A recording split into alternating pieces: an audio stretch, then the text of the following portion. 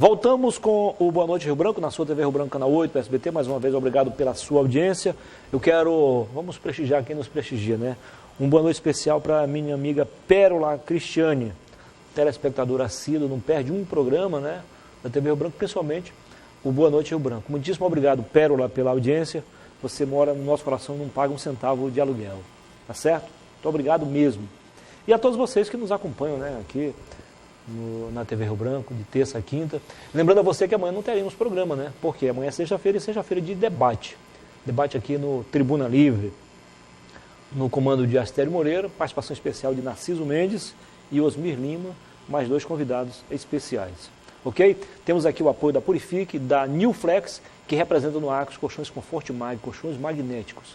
Eu sempre digo que é muito mais que um colchão, né? É um aparelho magnético que lhe proporciona muito mais saúde e qualidade de vida.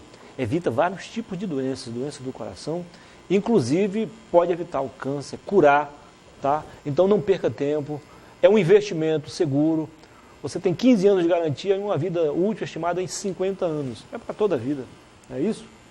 Não perca tempo, a New Flex funciona, atende a você, Diego, na estrada da Invernada, em frente à antiga usina da Eletrobras. Mas fique atento porque logo, logo, ela estará em um novo endereço ainda mais acessível, mais moderno, mais seguro, mais aconchegante, mais amplo, né? Tudo isso pensando em você, no seu conforto, no conforto da sua família.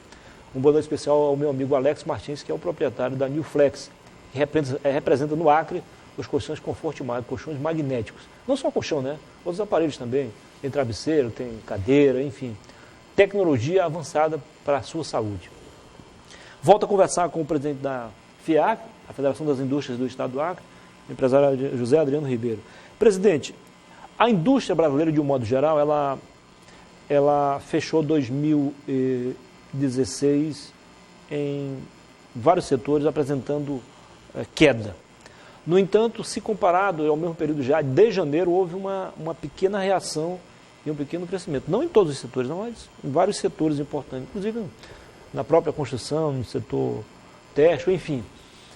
Aqui no Acre, a obedecer a essa tendência nacional, ou foi melhor ou pior?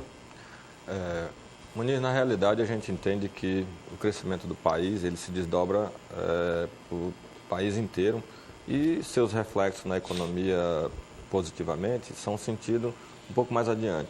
Então, no nosso estado, a gente está observando a informação dos números da economia, como o crescimento do PIB já positivo nesse primeiro trimestre, puxado aí, obviamente, pelo agronegócio, né? Cresceu 13%, então você tem essa compensação positiva em torno de 1%. E também a gente considera como positivo a inflação voltando para o centro da meta. Isso são números, a economia se faz dessas informações.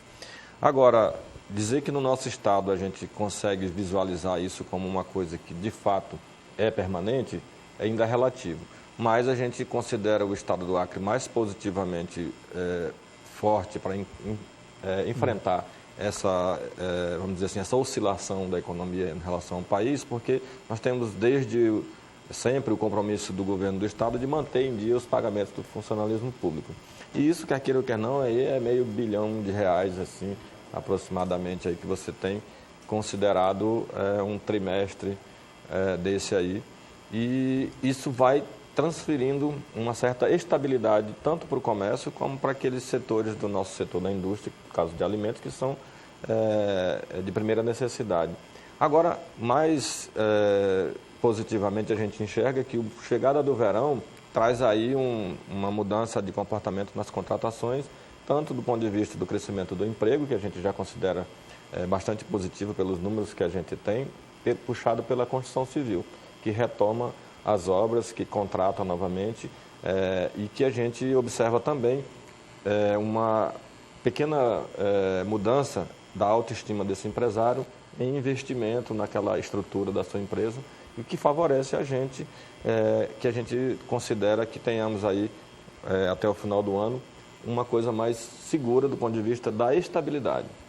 É quando a indústria dá uma mãozinha para o comércio, né? Isso. As lojas de material de construção começam a vender mais, os pequenos comerciantes também começam a faturar mais porque empregado, com a perspectiva de salário, haverá mais consumo. Verdade. Né? Então, há um aquecimento global da economia. Nós, na construção civil, porque eu faço parte desse setor, no dia a dia a gente consegue ver a gente respondendo aos problemas. Essa reação é de imediato, né? É uma autoestima mesmo que consegue ser transferida na medida que você começa a ver os resultados daquilo que você sabe que é capaz de fazer.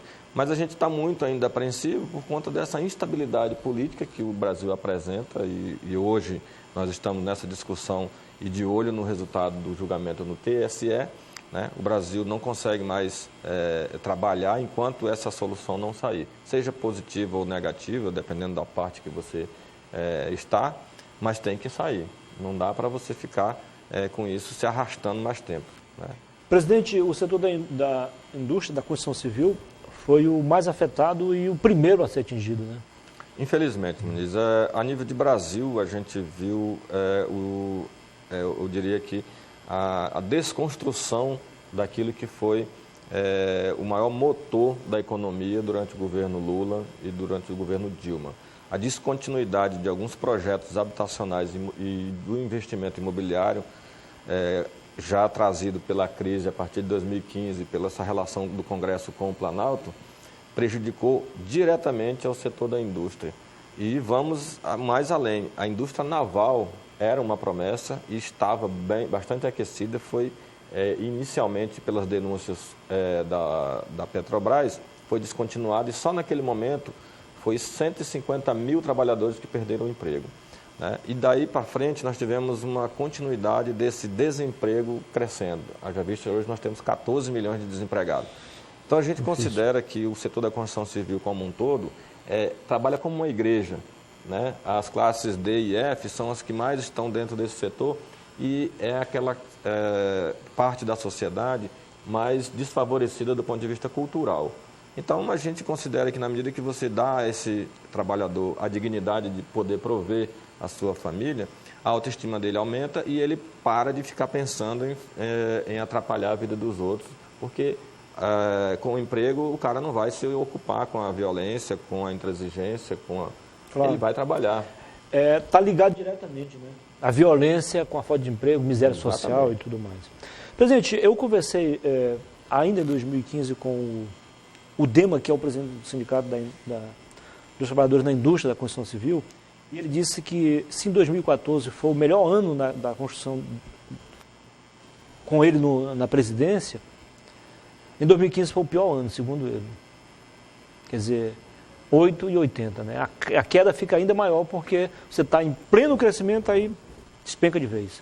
Exatamente. Eu não tiro a razão dele, não. O Dema é realmente uma liderança que está bem comprometida com a classe trabalhadora da construção civil e ele está acompanhando os números, né?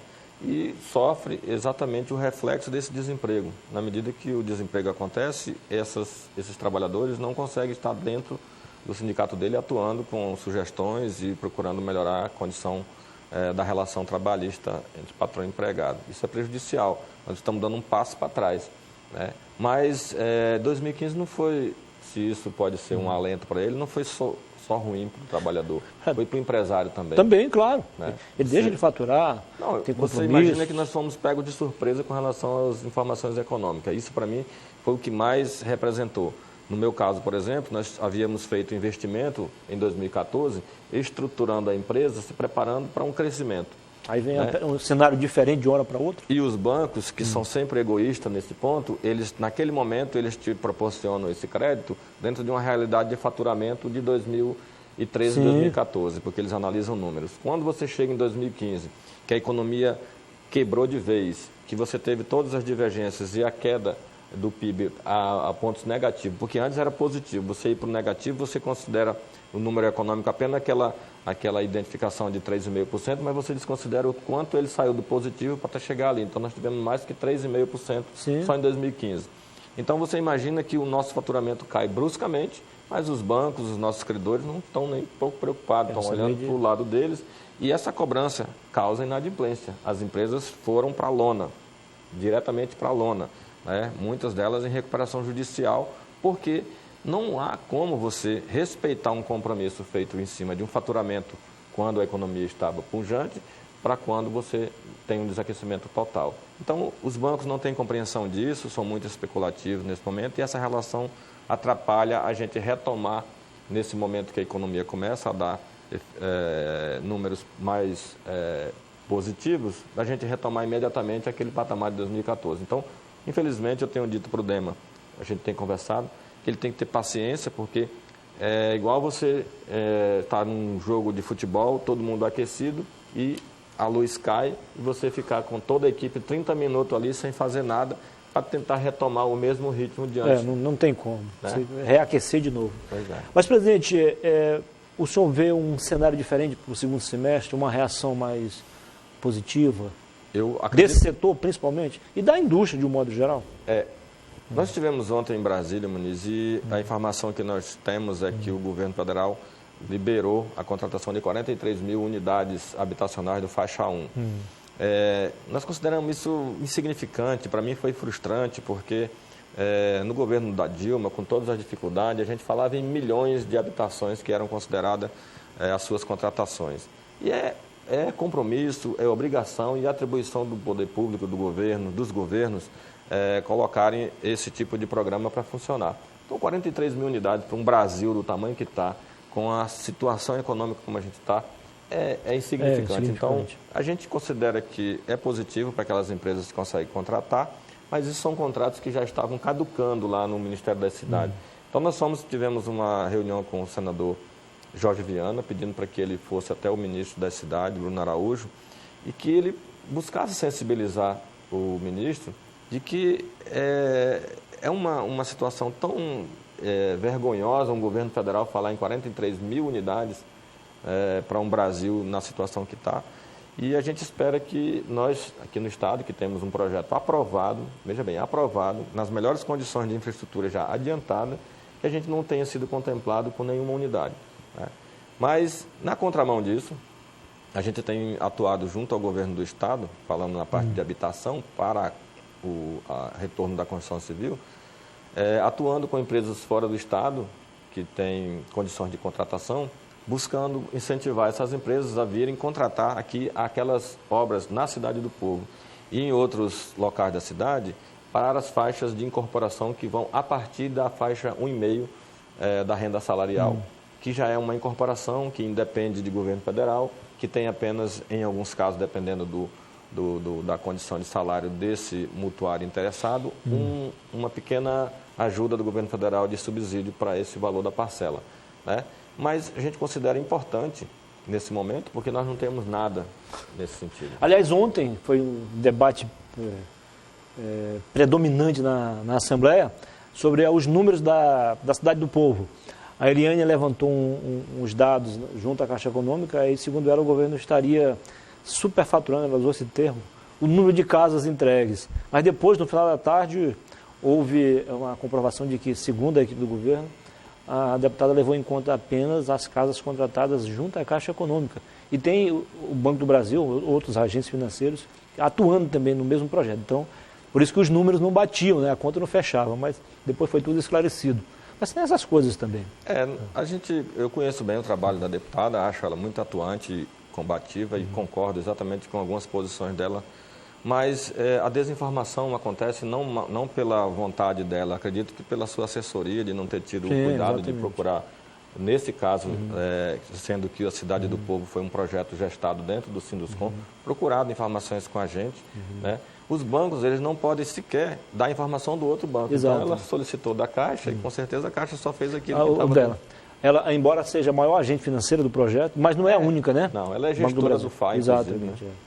Aliás, presidente, a margem de lucro das empresas nesses projetos de habitação popular é um pouco menor do que no mercado comum, né? O mercado da construção civil aquecido é uma coisa, e desaquecido, você imagina que não existe margem de lucro. É só para não perder mesmo, não deixar o maquinário aí e os trabalhadores de braços cruzados. Tem gente aí com dificuldade, inclusive, para demitir servidor, porque não tem como honrar, então, eu acredito, as rescisões. Você está me dando a oportunidade, inclusive, eu quero agradecer, que essa pergunta é uma das situações que mais me aflige. O empresário da construção civil é o mais sacrificado, tá? não quero fazer juízo de valor, mas o empresário da construção civil tem infinitas variáveis a considerar dentro de um investimento de uma construção que outros setores não têm. Haja visto que a gente precisa ter um corpo técnico da gente uma capacitação permanente em função das tecnologias que vão avançando dia a dia. Essa discussão baseada naquilo que os órgãos controladores observam, eles não estão acompanhando, porque ele é como um predador do empresário da construção civil, acredito sim. Como eu vejo a forma voraz como os órgãos controladores vêm para cima de uma empresa construtora. Porque, também não culpo, mas eles veem o reflexo de maus exemplos no Brasil afora e consideram que o empresário acreano aqui trata seus compromissos da mesma forma, o que não é verdade. Isso a gente pode comprovar. E aí a gente absorve uma mão de obra que naturalmente é o primeiro emprego. Você considera tudo isso também como uma variável complexa para você adaptar e capacitar esse Alguns não são qualificados, e assumir riscos sociais. E tudo isso tira aquilo que poderia ser uma margem positiva, né? O que a gente defende hoje é que o governo federal, estadual, municipal, as empresas privadas acreditem que o empresário acreano da construção civil é um empresário responsável. Haja visto as obras que nós temos aí de grande porte. A Cidade do Povo, ela entregou esse número de unidades, mas você, olhando ela de cima, você vê que houve outras obras secundárias em termos de equipamentos públicos que foram executados, Sim. todos por empresas locais, são obras de bastante nível de qualidade. Escolas, creches. Agora, ninguém olha para Rondônia ali, onde o Banco do Brasil contratou 4.000 unidades com a Direcional, que é uma mega empresa a nível nacional, e não quis vir para o Acre. Haja vista que a diferença de ter pedra em Rondônia e não ter aqui... O custo lá é bem diferente daqui. Exatamente. E eles não conseguiram entregar até hoje as 4.000 unidades. Até mesmo outros materiais, insumos, aqui ficam mais caros em função da distância, né? Então não é fácil. Para encerrar, presidente, vocês vão ter amanhã um encontro com representantes da Agência Nacional de Transporte Terrestre, a ANTT. Qual é a pauta? Na realidade, pelo que a gente tem trabalhado, a gente vai fechar o ciclo de discussões com esse grupo que está discutindo a relação comercial entre Brasil, Peru, Bolívia e países andinos diversos, com a discussão com quem de fato acompanha a realidade do Brasil inteiro e especificamente a nossa situação de infraestrutura e de transporte, e que inclusive é o maior custo e o maior entrave para a gente, para essa comercialização acontecer indo e vindo, em função de investimentos estruturais que tem que ser feito, equipamentos para controle de pesagem, consciência dessa legislação de transporte. Então, é o fechamento desse primeiro ciclo de discussões para a gente, então, elaborar o nosso documento e encaminhar as autoridades para a gente, no segundo momento, tendo essas respostas dos questionamentos levantados, a gente voltar para um grande seminário. Acredito que a gente consiga fazer isso já em solo peruano, que foi o pedido dos empresários peruanos, que a gente fosse para o próximo encontro de debates lá, para a gente, então, fechar aquilo que é possível entregar como resposta para essa população, tanto brasileira quanto peruana, nesse movimento que a gente está fazendo. Muitíssimo obrigado pela entrevista, parabéns pelo trabalho. Caso o senhor queira acrescentar algo, ainda há tempo, fazer alguns esclarecimentos que o senhor gostaria de fazer, e eu acabei lhe perguntando. Fica à vontade. Acho que aqui foi interessante a nossa conversa. Mais uma vez, lhe parabenizar pelo programa e pelo espaço, né, que você dá, a sua gentileza de trazer a gente aqui para deixar a gente bem à vontade, é o que favorece. A nossa preocupação hoje, enquanto liderança desse setor da indústria, é motivar o empresário, Muniz, dizer que a gente precisa continuar acreditando. O nosso Estado e o Brasil é muito maior do que essa crise. Claro. Tá certo? E nós temos o DNA de construir as nossas vitórias. Haja visto desde o momento da Revolução até as piores dificuldades que nós já atravessamos. E a gente tem um governo e várias prefeituras, porque eu tenho feito esse trabalho de conversar com todas as prefeituras, independente de partido. Também temos lideranças preocupadas em ajudar a gente a sair junto desse momento que a gente atravessa. Então, eu não tenho por que achar que as coisas vão dar errado. Pelo contrário. Então, eu peço apenas que os empresários voltem a acreditar. Todo dia de manhã, com um sol perfeito desse aí, a gente não pode pensar diferente. Tem que pensar de forma positiva, né? Sempre. É a força do pensamento positivo. Um abraço. Obrigado. Registramos aqui a presença da jornalista Daniele Carlos, que é assessora de imprensa do Sistema FA. Seja bem-vinda mais uma vez. Daqui a pouquinho eu volto com mais outra entrevista não menos importante para você. Até já.